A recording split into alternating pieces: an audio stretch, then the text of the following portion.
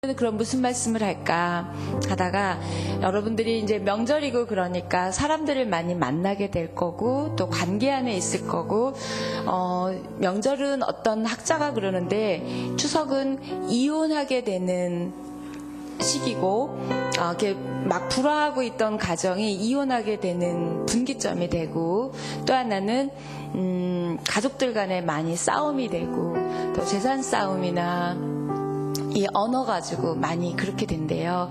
그래서 밥 먹고 모여서 고스톱 치고 딴 얘기하고 이러다가 불씨가 돼서 집에 돌아오면서 가족들이 참 이렇게 행복하지 않은 시간을 보낸다고 제가 이렇게 라디오에서 들었어요.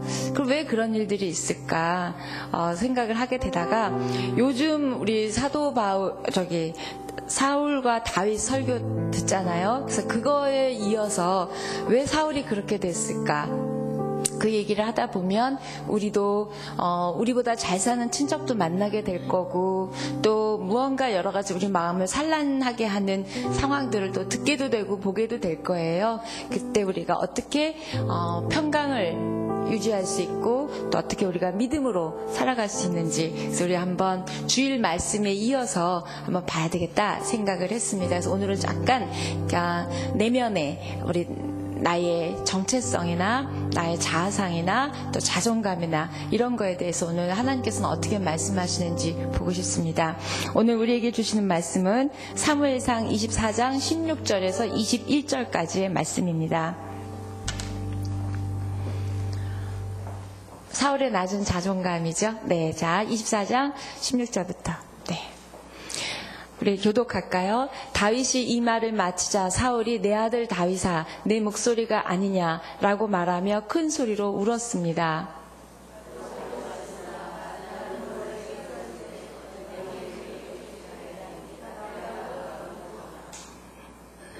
내가 방금 내게 말해준 것처럼 여호와께서 내 손에 나를 넘겨주셨는데도 너는 나를 죽이지 않았다.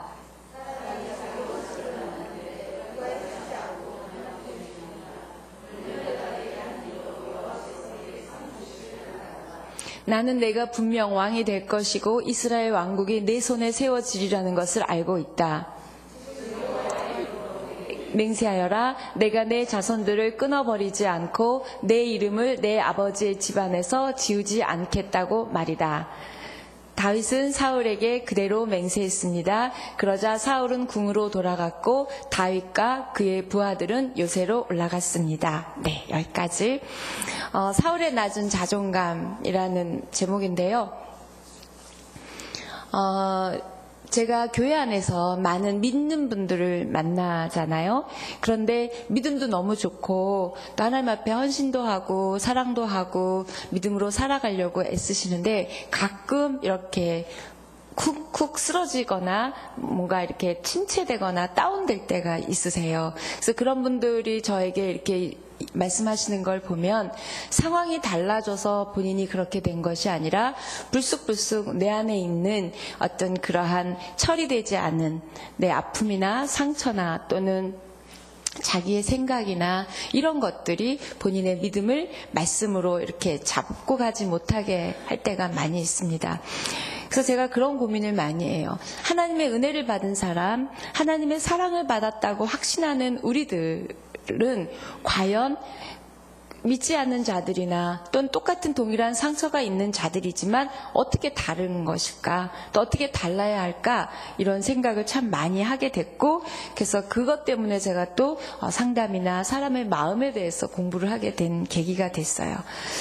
진정한 믿음의 특징은 과연 뭘까? 다 누구나 아픔도 있고 상처도 있고 낮은 자존감도 있고 우리를 그렇게밖에 만들 수밖에 없는 자라온 배경도 있고 양육 방식도 있고 또 경험했던 사건들도 있는데 무언가 우리는 달라야 되겠다는 거죠. 하나님이 그걸 모르셔서 우리가 다르길 원하지는 않으신다는 거죠.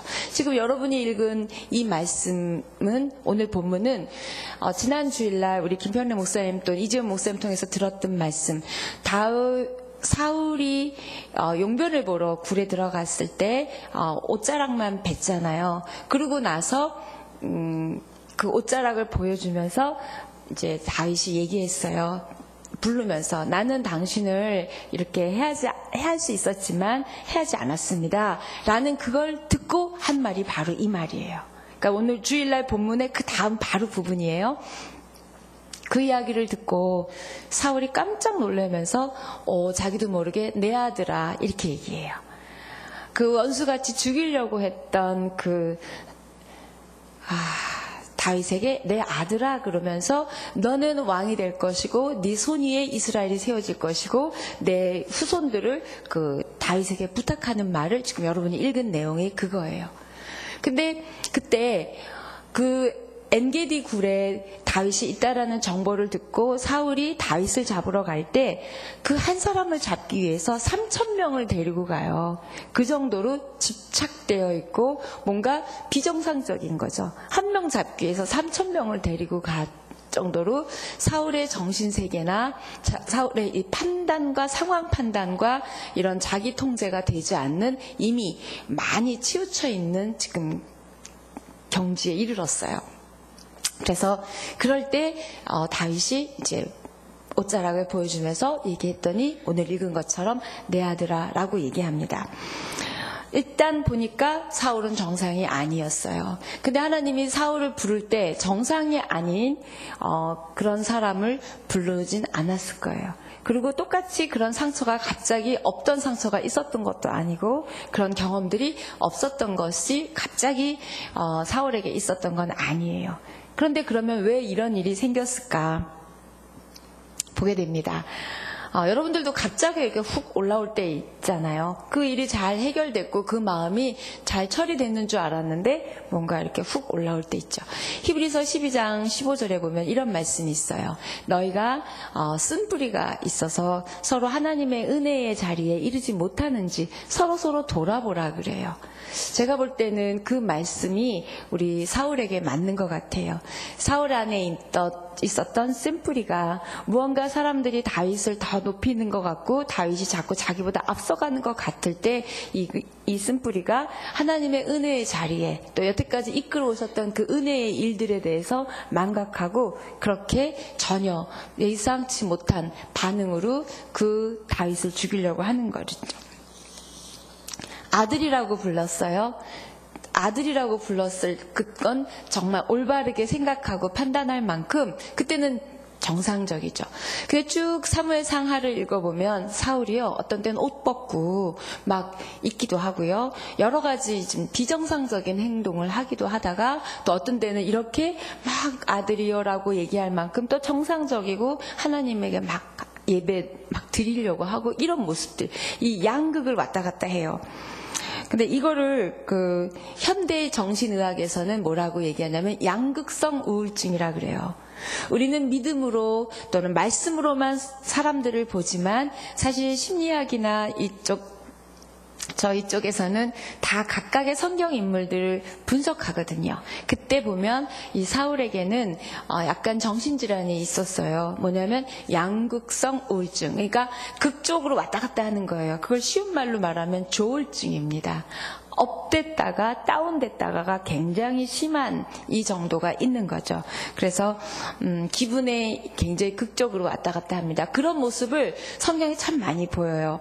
왜냐하면 나에게 승리를 준 하나님이다 찬양하다가 갑자기 또 막 다운됐다가 또 사무엘이 사울에게 어떤 이야기를 했더니 막 기고만장하더니 또 막 사무엘에게 무릎을 꿇고 막 옷자락을 붙들고 울고 막 이러는 완전히 이 극단의 모습을 사울을 쭉 보게 되거든요.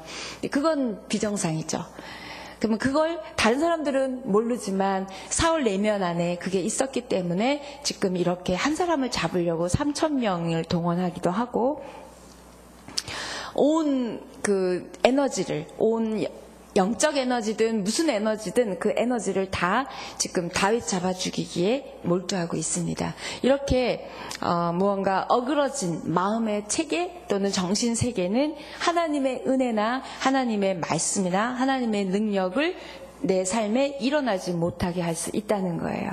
그래서 한번 우리가 사울을 통해서 우리를 한번 돌아봤으면 좋겠습니다. 사울은 원래 악한 사람이었을까요? 아니죠. 아닙니다. 아니었고 처음부터 이렇게 조울증을 앓고 있었던, 양극성 우울증을 앓고 있었던 그런 사울도 아니었어요. 그러면 이게 왜 이렇게 드러나게 됐을까? 그러면 우리가 사울이 왕이 되기 전에는 어떤 사람이었었고 어떤 일들이 그것이 드러나게 했고 또 그 다음엔 어떻게 그것을 해결해야 되고, 우리는 그러면 내 안에 있는 그런 부분들을 어떻게 우리가 바라보고 해결해서 하나님의 은혜 안에 또 평강 안에 있고 하나님의 사람답게 은혜 받은 자답게 반응하고 살아갈 수 있는지를 한번 오늘 이야기를 해보고 싶습니다. 사울은 원래 하나님이 부르실 때 아주 유력한 집안의 준수한, 아주 눈에 띄는 탁월한 청년이었어요. 그 말씀이 사무엘상 9장 1절에서 2절까지 설명하고 있습니다. 사무엘상 보여주세요. 시작. 베냐민 지파에 기스라는 유력한 사람이 있었습니다. 그는 아비엘의 아들이고 스볼의 손자며 베고라스의 증손이고 베냐민 지파 아비야의 현손이었습니다. 그에게는 사울이라는 아들이 있었는데 그는 눈에 띄게 멋진 젊은이로서 이스라엘 사람들 가운데 그처럼 잘생긴 사람이 없었고 키도 다른 사람들보다 어깨 위만큼 더 컸습니다. 이 1절에서 보면 사울의 아버지의 그 족보를 쭉 얘기하는 건 뭐예요? 참 유력한 집안이고 가문 있는, 우리말로 하면 뼈대 있는 영적 가문이 있는 집안의 아들이었고 이스라엘에서 이보다 뛰어난 청년이, 젊은이가 없었대요. 참 좋은 사람이었죠. 하나님 눈에 띄인 사람입니다. 그렇고 또 하나는 사울은 어떤 사람이었냐면 아버지가 그 기스가 그 암나귀를 잃어버려서 그걸 찾아오라고 시키는 장면이 나와요. 성경에 보면 그때 아버지 말에 이렇게 순종해서 찾으러 가는데 그게 어떻게 찾는 거냐면요. 지금 우리말로 말하면 나귀 한 마리를 찾기 위해서 강원도 전체를 뒤지는 정도예요. 여러분 같으면 아버지 말이 되는 소리를 하세요. 그걸 어디 가서 찾아요? 이런 사울, 이렇게 말할 수 있었던 우리들이지만 사울은 내 아버지 그리고 찾으러 나갔어요. 그래서 강원도만한 지역을 다 찾은 거예요. 그런데 못 찾잖아요. 그러니까 그 일면을 봐도 참 아버지에게, 어른에게, 권위자에게 순종하는 사람이라는 걸 알 수 있고요. 또 하나는 사울이 어떤 사람이었냐면 같이 갔던 부하, 사환이 얘기하는 거예요. 내가 어떤 하나님의 사람을 아는데 그 사람에게 찾아가서 좀 물어보고 기도받으면 좋겠다. 이 얘기를 하니까 사울이 뭐라 그러냐면 나 그 사람에게 드릴 예물이 없다 그래요. 이 정도로 영적인 리더나 또는 그런 어떤 하나님의 것과 관련된 것들을 할 때는 예물을 드릴 줄 아는 참 믿음의 사람, 예배의 사람, 겸손한 사람이었어요. 놀랍죠? 그런 사울이었어요. 그래서 결국 나 그거 예물이 없어서 못 만나겠다 그러니까 사환이 자기에게 있는 은전을 주면서 같이 가서 만납니다. 그래서 만나서 가서 얘기를 들을 정도로 겸손한 사람, 또 그 사람을, 하나님의 사람들을 신뢰할 줄 아는 사람, 하나님의 사람을 신뢰할 줄 정도면 하나님은 당연히 신뢰할 수 있는 그런 사울이었어요. 참 멋지죠? 그래서 이런 작은 암나귀를 찾는 일까지도 하나님에게 묻고 하나님의 이야기를 듣고 그다음에 그렇게 그 사람을 예우하고 예물을 드릴 정도로 겸손한 사람이었습니다. 네, 그 다음에 자기에게 기름 부으려는 사무엘에게 나는 베냐민 지파 중에 가장 작은 자고 저 아직 그런 사람 아닙니다 라고 겸손히 말하는 사람이었고, 또 제비 뽑아서 왕이 됐을 때도 행구 뒤에 숨을 정도로 겸손한 사람이었어요. 지금 다윗을 잡아 죽이려고 할 때의 모습과는 전혀 다른 그런 참 좋은, 괜찮은 믿음의 사람, 겸손한 사람이었습니다. 그리고 자기 자신을 참 작게 여긴 그런 사람이에요. 은혜를 받은 사람은 자기를 참 작게 여깁니다. 그리고 자기를 겸손한 위치에 놓을 줄 알죠. 그래서 결국 사울은 자기의 위치를 어디에 놓을 줄 아는 사람이었어요. 그런데 하나님이 그래서 사울을 뽑으셨죠. 그리고 그걸 뽑은 이후에 사무엘을 통해서 이렇게 말씀하셨어요. 사무엘상 15장 17절 이렇게 인정하셨어요. 시작. 사무엘이 말했습니다. 예전에 당신이 스스로 보잘것없는 사람이라고 생각했을 때 이스라엘 지파들의 머리가 되지 않았소. 여호와께서 당신에게 기름 부어 이스라엘을 다스릴 왕으로 삼으신 것이요. 이렇게 얘기했어요. 지금 이 얘기를 하는 시점은 너 변했어. 너 변했다고 지금 얘기하는 거. 예전에는 네가 그런 사람이었어가지고 하나님이 너를 기름 부으고 왕을 삼았는데 이제는 너 변했다라고 사울에게 사무엘이 얘기하는 거예요. 여러분은 혹시 은혜를 사모하고 은혜의 자리, 믿음의 자리에 연륜이 지나갈수록 여러분은 혹시 변하진 않으셨는지. 뭐 그 정도쯤은 내가 알지. 뭐 또 그 스쿨에 나 맨날 들어서 이제는 난 다 안다. 어느덧 여러분의 마음이 높아져 있거나 또 어느덧 하나님이 하셨다라는 것보다 내가 참 괜찮은 사람이어서 믿음을 여기까지 또 내 열심으로 내가 이만큼 기도하고 있다고 마음이 높아져 있지는 않은지. 저는 이제 이 본문을 볼 때마다 너 변했어. 이 얘기를 지금 사무엘이 이렇게 사울에게 돌려서 한 말이거든요. 너 예전에는 이랬다. 그러면 우리를 볼 때 하나님께서 너 예전에는 이랬는데 너 지금은 왜 이러니? 라는 부분이 없는지 한번 생각해 봤으면 좋겠습니다. 전 너무 많이 달라졌어요. 너무 나빠진 부분이 많아요. 예전에는 새벽에서 벌떡벌떡 일어나서 기도하러 왔거든요. 요즘 벌떡벌떡 못 일어나요. 알람해도 힘들게 일어나요. 그 사모함이 또는 제 안에 보면 늙어서 나이 들어서 이거라고 말하기에는 너무 부끄러운 저의 그런 하나님을 향한 그런 기도의 시간에 대한 열정과 간절함이 식지는 않았는지 제가 저를 보게 되는 거예요. 여러분은 어떤 모습이 있으세요? 물론 좋아진 부분도 있지만 이렇게 변색된 마음, 희석된 믿음, 또 희석된 간절함이 우리 안에 있지는 않은지. 어쩌면 오늘 우리들은 예배하지만 다 지방에 가지 않으셨고요. 또 다 지금 시댁에 가지 않으시고 집에 있으신 분도 계실 거예요. 또 남편이 집에 있으셔서 못 나오시는 분도 있으실 거예요. 그렇지만 우선순위의 문제일 수도 있고요. 여러 가지 상황들이 예전 같지 않은 나의 영혼의 상태, 마음의 상태를 이 사울을 보면서 우리는 보게 됩니다. 그래서 계시록에도 보면 일곱 교회 얘기할 때 에베소에게도 그랬죠. 너희가 처음 사랑을 버렸다고. 우리가 언제든 처음 사랑을, 처음 은혜를, 처음 믿음을, 처음 간절함을 버리지 않는 사울처럼 되지 않는 저와 여러분 되기를 축복합니다. 네. 그 다음에 또 하나님이 사울에게 굉장히 능력을 주시고 성령을 주시고 그 다음에 기름 부어 주셨어요. 사무엘 상하를 읽어보면 다윗에게 그렇게 주었다고 얘기 안 해요. 그런데 특별히 사울에게는 훨씬 더 많은 능력을 주셨고 기름 부음을 주셨다는 표현이 굉장히 많습니다. 한번 볼까요? 사무엘상 10장 6절. 시작.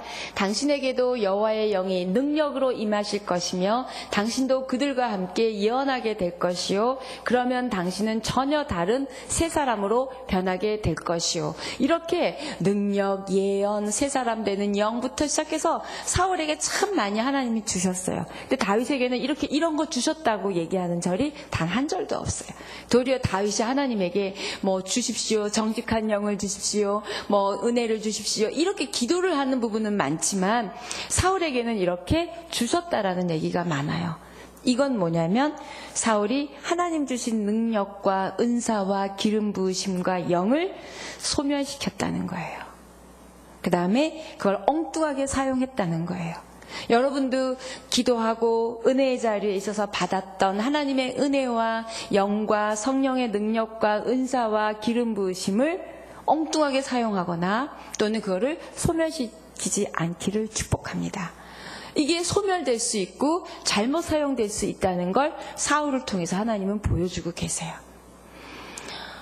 특별히 은혜 받은 분들, 은사 받은 분들이 누구를 정죄하거나 판단하거나 그걸로 누구의 영혼을 짓누르거나 어둠에 묶이게 하거나 이거 잘못 사용하는 거죠. 이렇게 잘못 사용할 때 하나님이 그걸 걷어가실 수도 있다는 거죠. 사울도 마찬가지예요. 이렇게 많이 주셨어요. 그런데 그걸 엉뚱하게 사용했고 소멸시켰기 때문에 오늘날 같은 우리 읽은 지난 주일날 본문부터 쭉까지가 사울이 그렇게 변하게 된 거죠. 참 괜찮은, 하나님이 실수하셨겠어요? 하나님의 부르시면은 실수가 없으신다 그러시는데, 만들어가면서 쓰시는 하나님이신데, 하나님이 이렇게 만들어가면서 쓰실 수 없는 상황으로 사울이 변해가고 있었고, 나빠져가고 있었고, 나락으로 떨어져가고 있었습니다. 서서히 변화되고 있었어요. 변질되기 시작했어요. 우리가 우유도 상하거나 뭔가 음식이 상할 때 갑자기 팍 상하지 않죠. 서서히 변질됩니다. 지금 사울이 서서히 변질됐어요. 자기도 모르게, 우리도 모르게 서서히 구원의 기쁨과 감격이 변질될 수 있고요. 무언가 그런 것들이 희석될 수 있다는 거죠. 그럼 사울이 그럼 도대체 왜 이렇게 서서히 변질되어 갔을까? 크리스천이죠.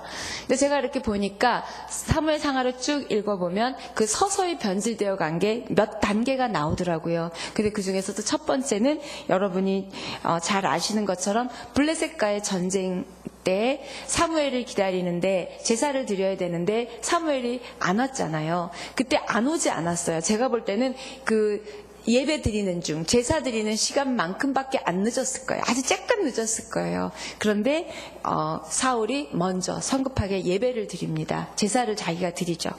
조급함이 생겼어요. 그 다음에 하나님보다 상황을 보게 됐어요. 우리도 어느덧 하나님보다 상황을 바라보고 흔들릴 때가 우리도 있잖아요. 지금 사울이 그렇게 됐어요. 하나님, 자기를 세우신 하나님을 바라보기보단 사람들의 이야기에 왜 안 올까 수떡수떡하고 막 이렇게 될 때 자기의 리더십에 대한 불안한 마음 때문인지 무엇 때문인지 모르지만 제사장이 해야 될 그 권리를 침해하고 왕이 제사를 드리게 됐습니다. 조급함이요. 여러분이 점점 조급해지세요? 네, 신호입니다. 그래서 사람들이 흩어지는 것에 대해서 겁을 먹고 그다음에 하나님을 보기보단 상황을 보고 그다음에 조급함의 특징이 지금 먼저 제사를 드렸어요. 자, 여러분은 어떠신지? 여러분에게 조급함은 없는지, 또는 하나님보다 내가 상황을 더 크게 보지는 않는지, 또는 하나님의 음성과 말씀보다는 사람들의 평가와 사람들의 이야기에 흔들리고 끌려다니지는 않는지. 이러한 일들이 우리로 하여금 원래에서 벗어나게, 원래에서 어긋나게 만들고 있다는 거죠. 이때부터 조금씩 하나님으로부터 멀어지기 시작했고 변질되기 시작했어요. 조금씩. 그래서 여러분이 그 세 가지가 있으신지 한번 보셨으면 좋겠고요. 또 두 번째 단계에서는 이제 처음엔 블레셋과의 전쟁에서 그랬고, 두 번째는 이제 이 아말렉과의 전쟁에서 하나님이 사울에게 명령하세요. 너희들이 아말렉이나 또는 가나안 사람들이 워낙 타락되어 있었기 때문에 그 사람들을 완전히 진멸하지 않으면 너희가 전염병처럼 그들의 나쁜 게 옮겨질까봐 하나님께서 다 진멸하라 그랬어요. 그랬는데 사울이 좋은 것들을 남깁니다. 그래서 그걸 가지고 사무엘이 책망하니까 뭐라고 변명을 하냐면 하나님께 제사 드릴 때 쓰려고 남겨놨다고 해요. 자, 이 이유는 뭐냐면 점점점 세상의 것들이 보이기 시작해요. 좋은 물질들, 좋은 동물들, 그때는 동물이 재산이었잖아요. 그래서 좋은 이 전쟁의 이 물건들을 자기가 남겨뒀어요. 하나님의 명령을 지키지 않았어요. 그 명령을 뭘 그렇게까지 다 죽여. 적당히 한 거죠. 적당히 순종했어요. 그리고 자기 판단대로, 자기 기준대로 했어요.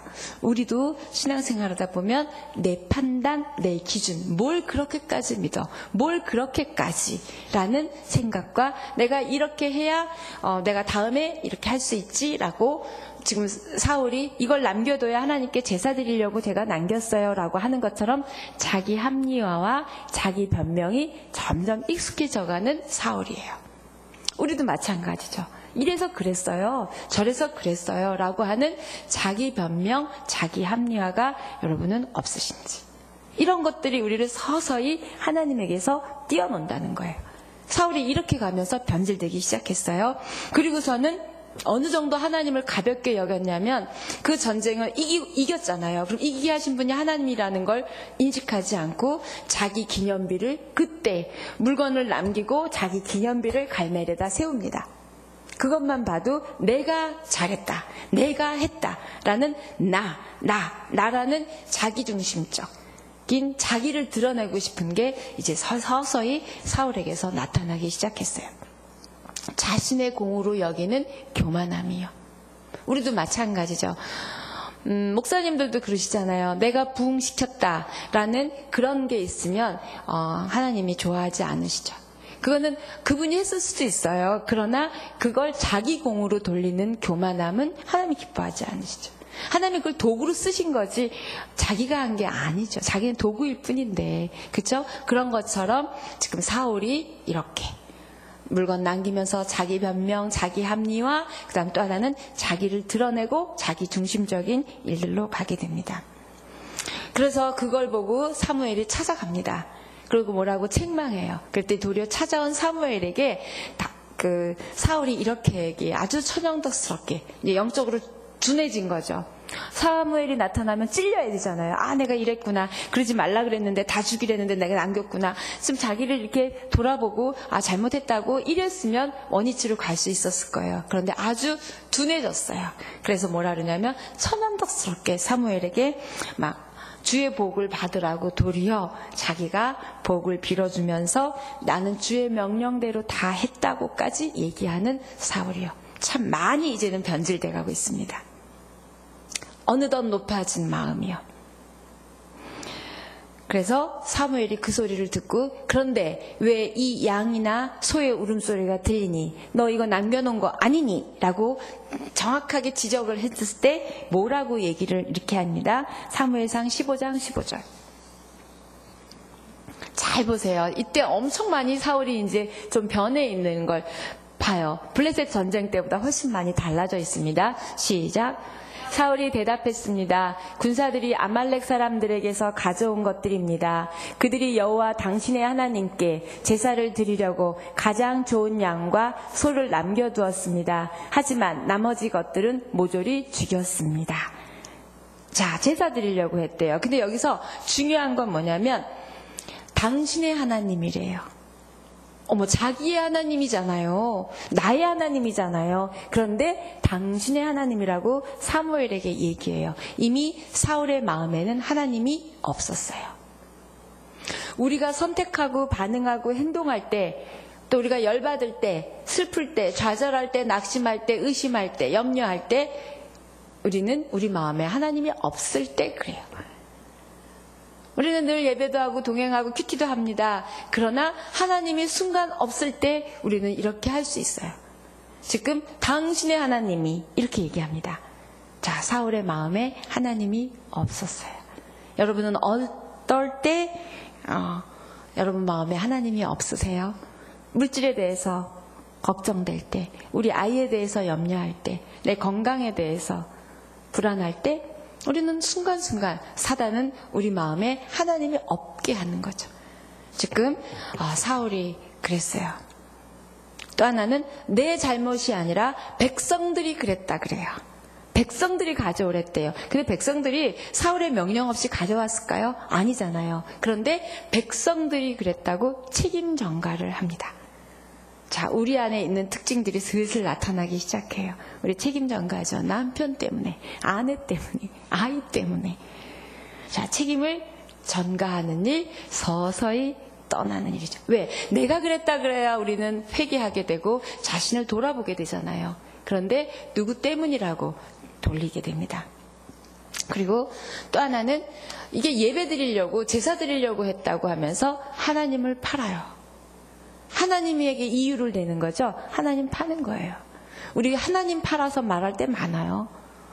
제가 참 잘 팔았거든요. 우리 애들이 싸우면 야, 니네 이렇게 싸우면 하나님이 기뻐하시겠냐? 이러면서 그냥 하나님 들먹들먹. 딴 때는 그러지도 않으면서. 그리고 서로 사랑해야지. 이렇게 너네 싸우면 되겠냐? 그러면 걔네들이 그랬어요. 엄마 아빠는 왜 싸워? 서로 사랑해야지. 막 바로 되받아치는 거죠. 진짜 제가 하나님을 가진 마음으로 얘기했으면 걔네들도 그러지 않았을 거예요. 제가 하나님을 파는 거예요. 이렇게 지금 사울은 하나님을 팔면서 제사 드리려고 그랬다 라고 얘기합니다. 물론 쓰겠죠. 한두 마리. 그리고 나머지는 자기가 다 갖겠죠.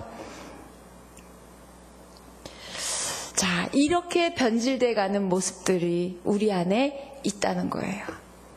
이걸 우리가 인식하지 못하고 깨닫지 못하면 우리도 스타트는 1도 어긋났지만 쭉 가다 보면 많이 어긋날 수 있는 게 우리의 영적인 상태고 우리 안에 사단이 뿌릴 수 있는 도구들이 바로 이런 것들이에요. 사울 참 우리보다 훌륭한 사람들도 이렇게 되는데 우리같이 깨어 기도하지 않으면 금방 육신의 사람으로 갈 수 있는 우리들은 더 말할 것도 없죠.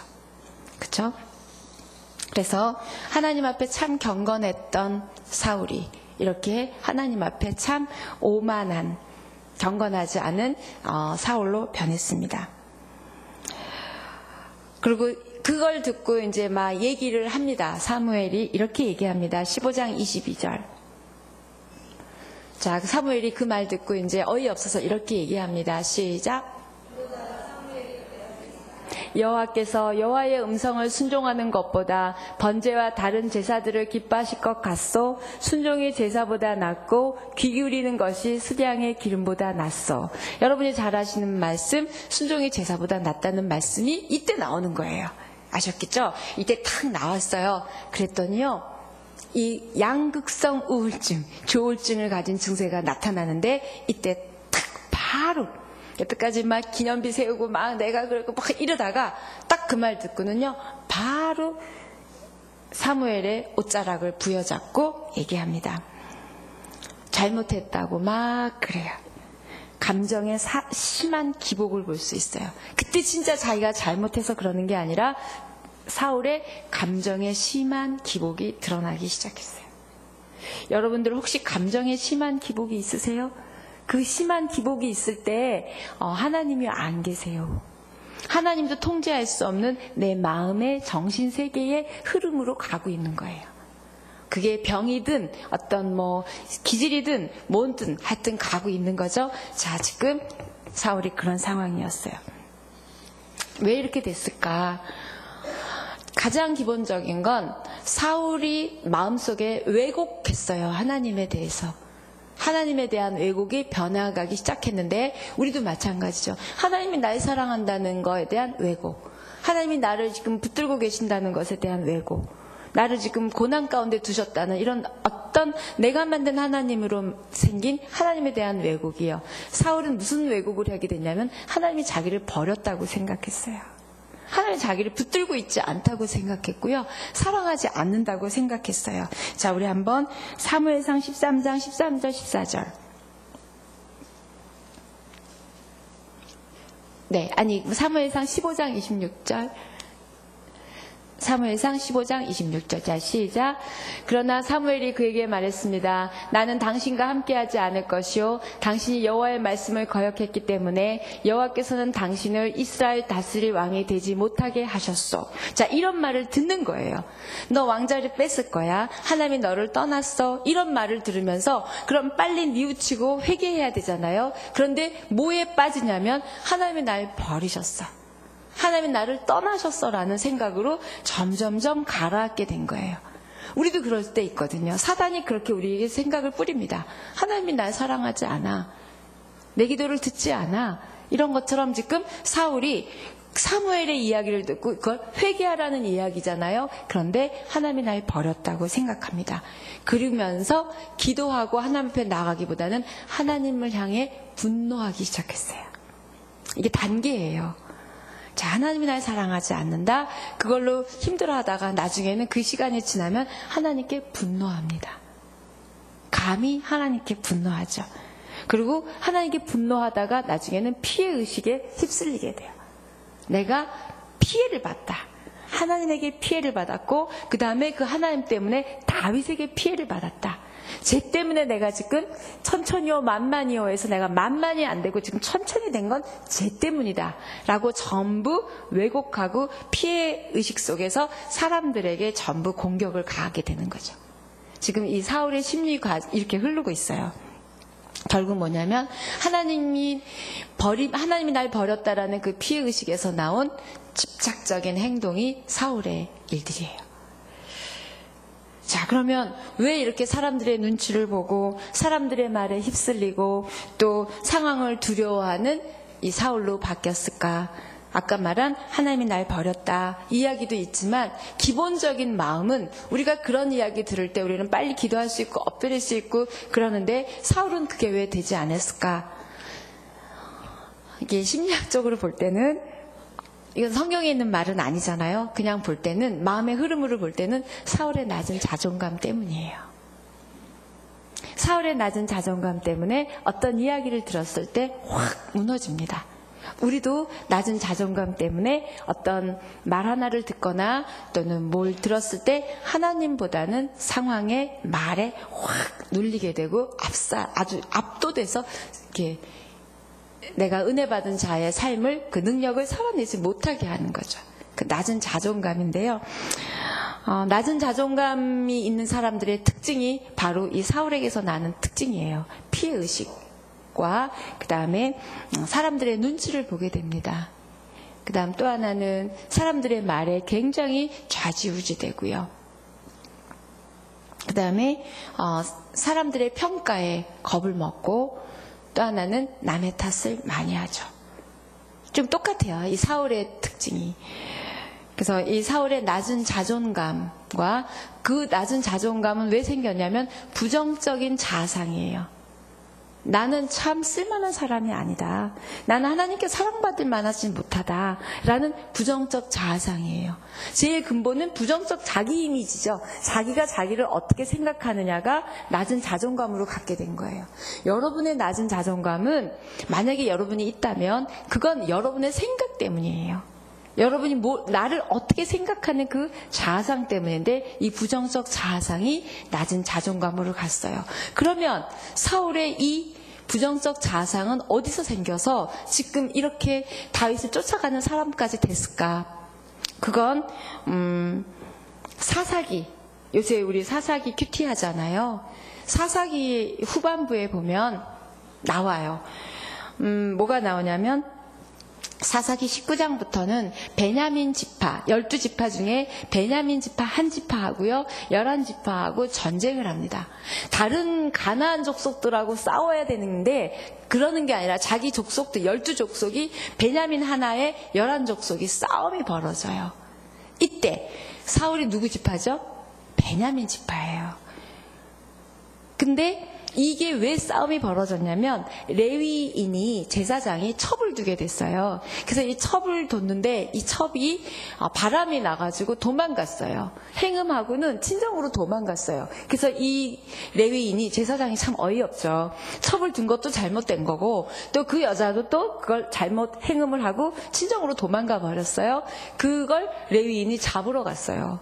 그래서 잡아갖고 돌아오다가 이제 길게 여행 와야 되잖아요. 걸어와야 되고 뭐 지금처럼 비행기 타고 배 타고 오는 게 아니니까 오다가 베냐민 지파 어떤 노인 집에 하룻밤 자게 됐어요. 그래서 자게 됐는데 어떤 딴 족속 사람이 남자가 와 있는 걸 알고 그 베냐민 지파의 남자들이 문 앞에 와서 그 레위인을 불러내서 동성애를 요구합니다. 그래서 이 집 주인이 노인이 자기 딸을 주겠다. 그리고 레위인은 그 첩을 주겠다. 이렇게 얘기를 해요. 그런데도 너 나오라는 거예요. 남자 나오라는 거예요. 얼마나 지금의 모습이죠. 그랬더니 이 레위인이 첩을 내밀었어요. 참 나쁘죠? 첩을 그들에게 내줬더니 밤새도록 그 여자를 강간하고 여자가 죽었어요.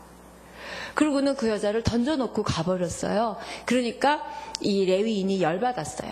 그래서 이 여인을 토막을 내가지고 각 지파에 11토막을 내가지고 다 한 토막씩을 보냈어요. 그래서 그걸 받고 각 지파들이 열받은 거죠. 누구에게? 베냐민 지파에게. 그 일이 있게 된 베냐민 지파에게 열을 받아서 11지파가 힘을 합쳐서 이 베냐민 지파랑 전쟁이 붙은 거예요.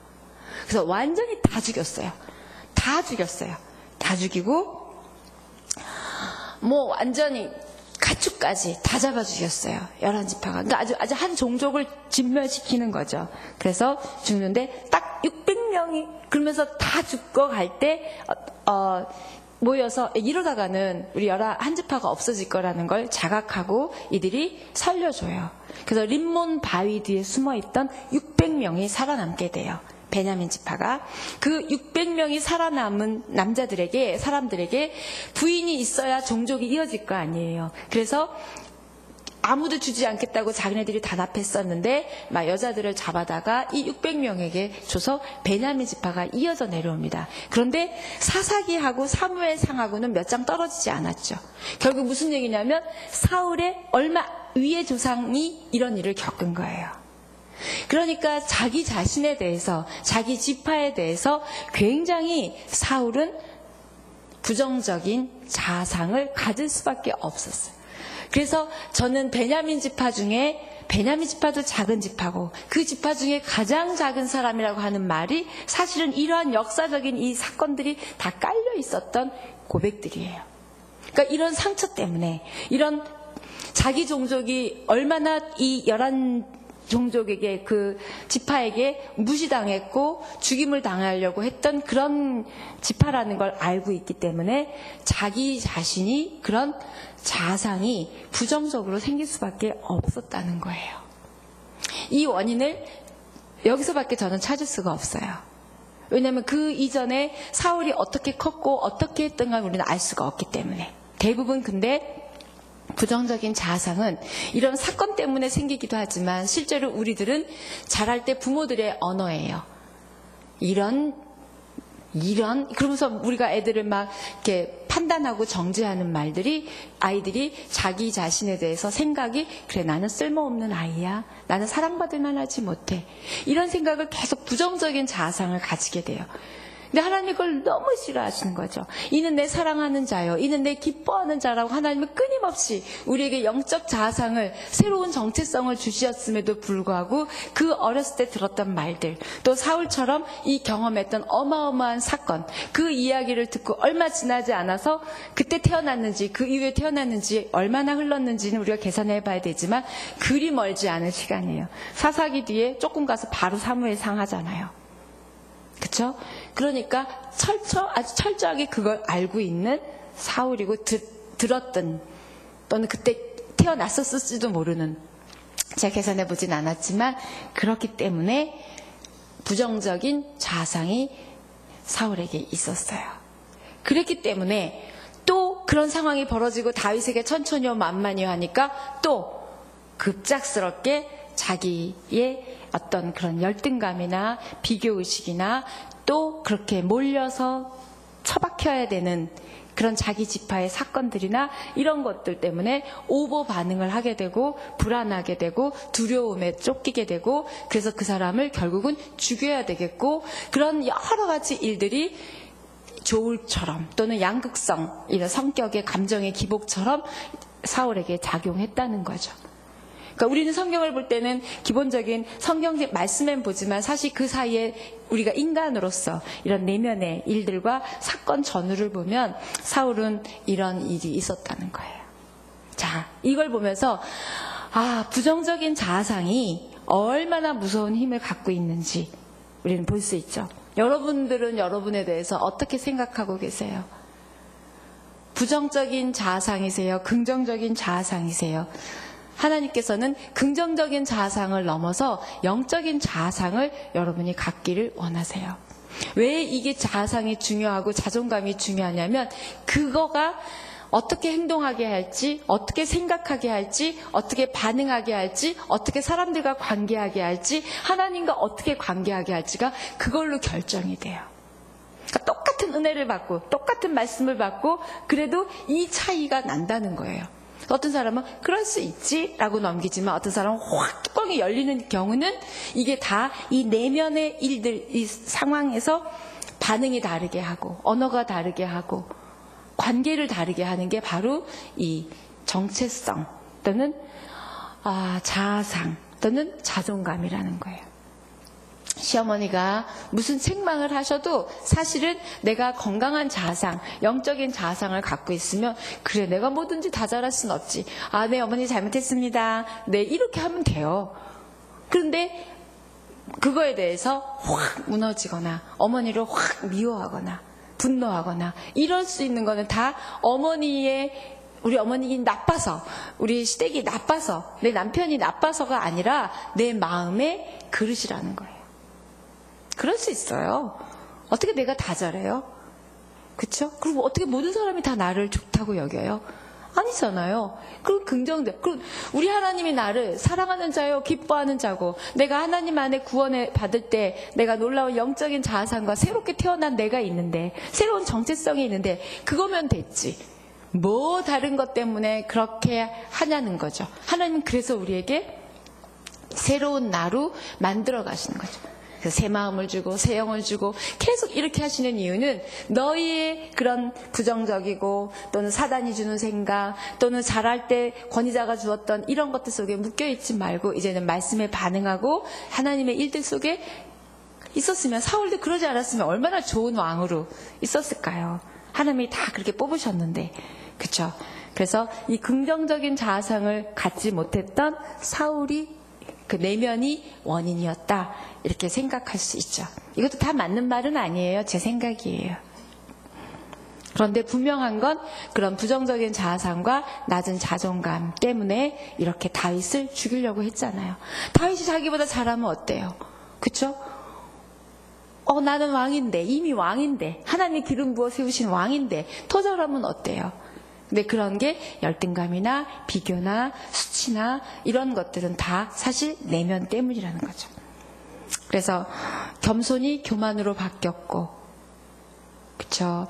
그래서 하나님에 대한 신뢰가 이제는 하나님이 하셔야 된다는 신뢰가 이제는 뭐로 바뀌었을까요? 자신의 영웅심, 내가 했다. 그래서 기념비도 세우고 이렇게 바뀌게 되는 거죠. 왜? 자기를 자꾸 드러내야 되는 거죠. 불안하니까. 여러분은 어떠세요? 여러분은 어디에 속해 있으십니까? 여러분이 갖고 있는 자아상, 여러분이 갖고 있는 자존감, 여러분이 갖고 있는 정체성 안에 이렇게 파묻혀 계시면 안 돼요. 하나님이 주신 새로운 정체성, 새로운 자아상, 영적인 자아상이 바로 여러분이세요. 그래서 여러분은 귀하시고, 여러분은 아름다우신 거고, 여러분은 희망이시고, 여러분은 하나님의 사람이신 거예요. 내 행동이 지금 안 바뀌었을 수 있어요. 괜찮아요. 우리의 속사람은 이미 바뀌었기 때문에, 겉사람은 서서히 바뀌어갈 것이기 때문에. 믿으십니까?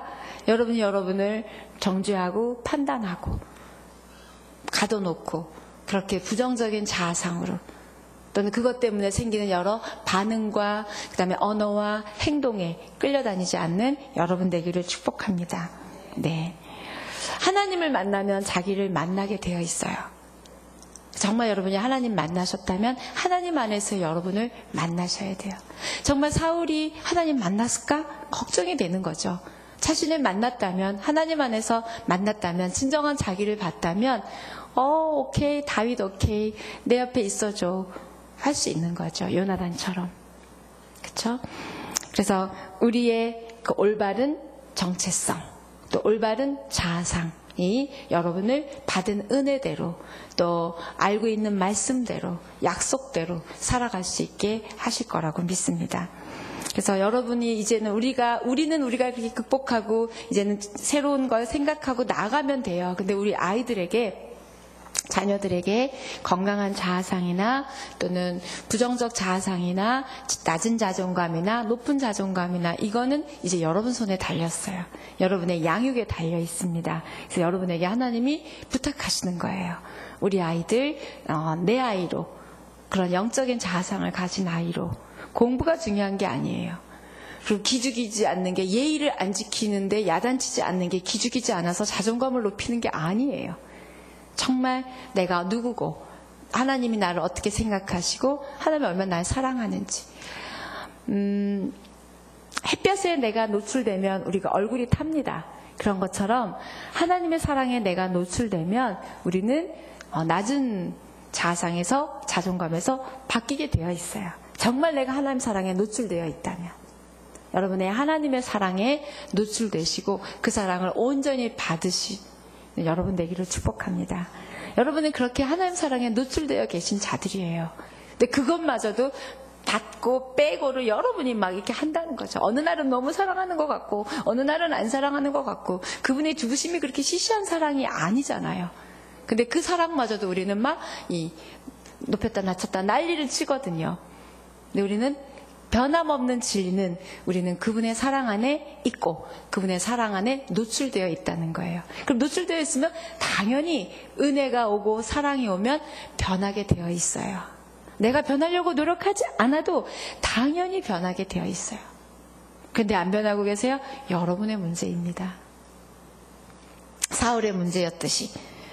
그래서 칭찬이나 격려나 관심이나 사랑이나 도움이나 이런 모든 것들을 여러분이 만나는 사람들에게 또는 가족들에게 자녀들에게 흘려보내세요. 그러면 그들이 하나님의 사랑에 노출될 수 있어요.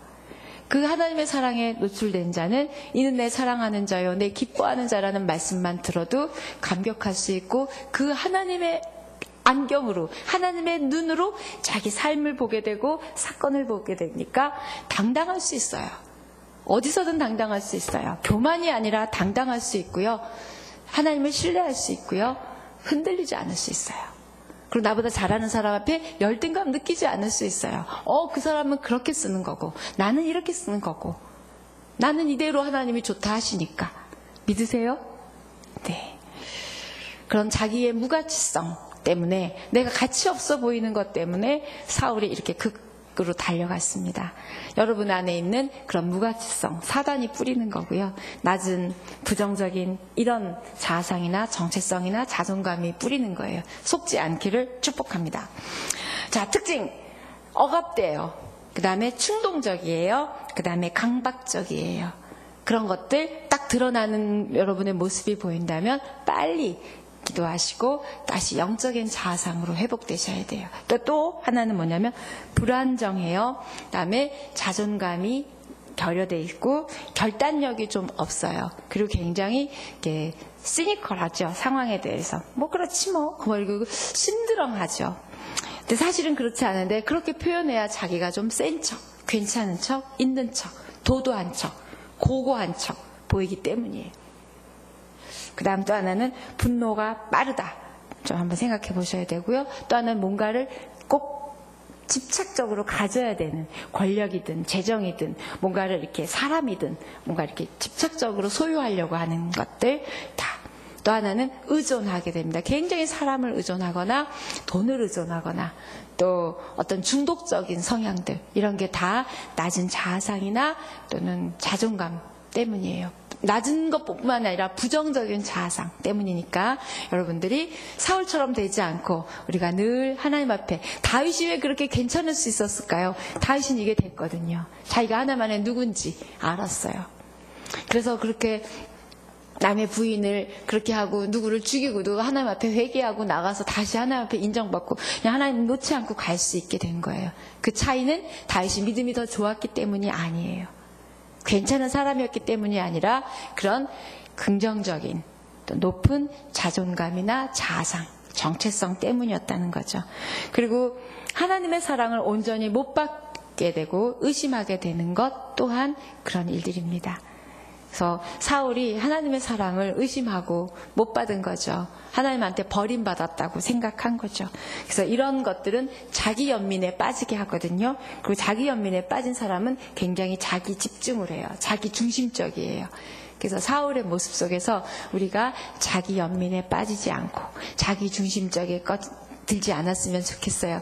왜냐하면 제가 명절 지나고 나면 우리 주부들이 그런 얘기 많이 하세요. 잘 사는 누구네 형제를 보고 오면 자기 삶이 너무 초라하고 그런 생각들이 자기 연민에 빠지게 하는 거예요. 그리고 결국 자기 연민에 빠지다 보면 이제 자기가 너무 불쌍하잖아요. 그러다 보니까 자기 중심적으로 막 얘기하게 되고 또 원망하게 되고 불평하게 돼요. 하나님의 평강과 은혜를 깨게 됩니다.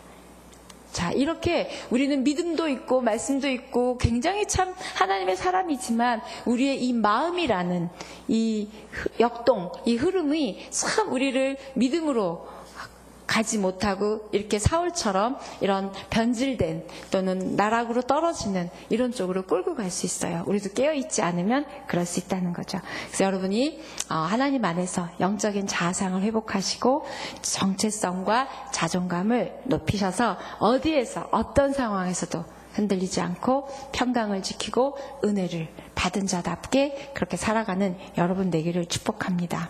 네, 영적인 자아상 위해서 기도하십시오. 내가 누군지 하나님의 눈으로 보시고 그랬으면 좋겠습니다. 기도했으면 좋겠어요. 우리 예배팀 올라와 주시고요. 이렇게 기도했으면 좋겠습니다. 하나님, 그렇습니다. 저는 은혜도 받았고 말씀도 사랑하고 또 예배도 사랑합니다. 그러나 가끔 내가 흔들릴 때가 있는데 그거는 내 상황 때문이기보다는 상황에 대한 나의 반응 때문인 걸 보게 되었습니다. 근데 그 반응들이 나의 어떠한 정체성이나 또는 자아상이나 자존감 때문에 무너져 내리는 일이 없도록 하나님 도와주세요. 결국은 하나님의 사랑에 노출된 자들은 흔들리지 않을 터인데 내가 하나님 사랑 의심하지 않고 온전히 받을 수 있게 해주시고 내가 나에 대한 인식이 하나님이 나를 바라보시는 그 시선으로 바라볼 수 있게 해주시고 그래서 내가 하나님 안에서 누구인지 알게 하셔서 내가 참 넉넉한 사람, 참 따뜻한 사람, 조급하지 않은 사람, 또 부정적이지 않은 사람, 하나님을 보여줄 수 있는 사람, 하나님의 어떠하심을 드러낼 수 있는 사람, 수용하는 사람, 인정해주는 사람, 비교하지 않는 사람, 열등감이 없는 사람, 참 유연한 사람, 그런 사람 될 수 있도록 하나님 도와주십시오. 다 같이 기도하겠습니다.